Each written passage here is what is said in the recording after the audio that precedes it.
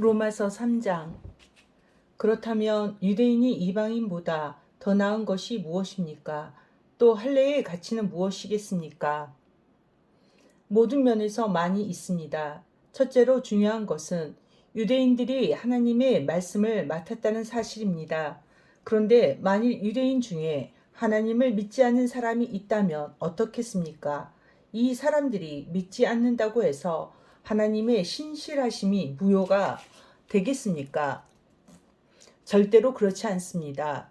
설령 모든 사람이 거짓 말쟁이라 하더라도 하나님은 참 되십니다. 성경에도 이렇게 기록되어 있습니다. 주께서는 주님의 말씀으로 의로우심을 나타내시고 심판하실 때 주님께서 이기실 것입니다. 내가 사람들이 사용하는 논리의 방식대로 말해 보겠습니다. 우리가 의롭지 못한 것 때문에 하나님의 의로우심이 더욱 밝히 드러날 경우 뭐라고 말하겠습니까? 우리에게 진노를 내리시는 하나님을 의롭지 못하다고 하겠습니까? 결코 그럴 수 없습니다. 하나님께서 의롭지 못하시다면 어떻게 하나님께서 세상을 심판하시겠습니까? 사람들 중에는 내가 거짓말을 하여 그 때문에 하나님의 참되심이 드러난다면 오히려 하나님께 영광이 되는데 왜 내가 죄인 취급을 받아야 하는가 라고 우기는 사람도 있을 것입니다. 이것은 마치 선한 결과를 얻기 위해 악을 행하자라고 말하는 것과 같습니다. 사람들은 우리가 그렇게 가르친다고 우리에 대해 비난을 하고 다닙니다. 그러나 그런 사람들은 정죄를 받아 마땅합니다.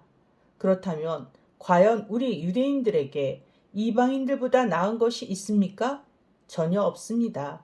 이미 말했듯이 유대인이나 이방인들이나 모두가 죄 아래 있습니다.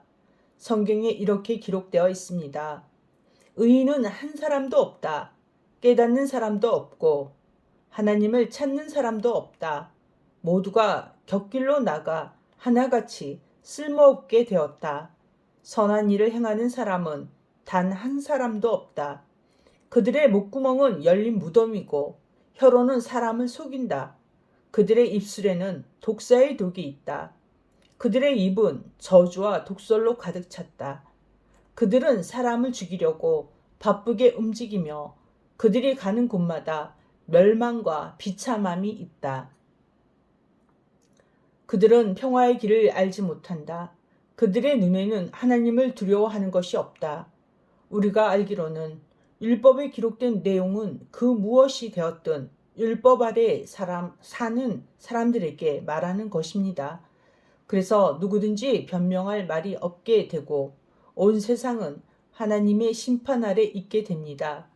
그러므로 율법을 지키는 것으로 하나님 앞에서 의롭다고 인정받을 사람은 아무도 없습니다. 왜냐하면 율법은 우리가 죄인이라는 사실을 알게 해주기 때문입니다. 그러나 이제는 율법 없이도 하나님께로부터 오는 의가 나타났습니다. 이것은 율법과 예언자들도 증언한 것입니다. 하나님께로부터 오는 의는 예수 그리스도를 믿는 믿음을 통해 옵니다. 이 의는 믿는 사람이라면 누구에게나 주어지는 것이며 사람을 차별하지 않습니다. 모든 사람이 죄를 지어 하나님의 영광에 이를 수 없게 되었습니다. 그런 사람이 그리스도 예수께서 주시는 속죄를 통해 하나님의 은혜로 의롭다는 판단을 받습니다. 그것은 하나님께서 거저 주시는 선물입니다. 하나님께서 예수님을 화목 제물로 내어 주셨으며 누구든지 예수님의 피를 믿음으로 죄를 용서받게 됩니다.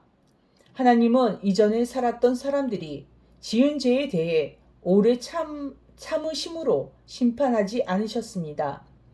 이렇게 하여 하나님께서는 그분의 의로우심을 보이셨습니다.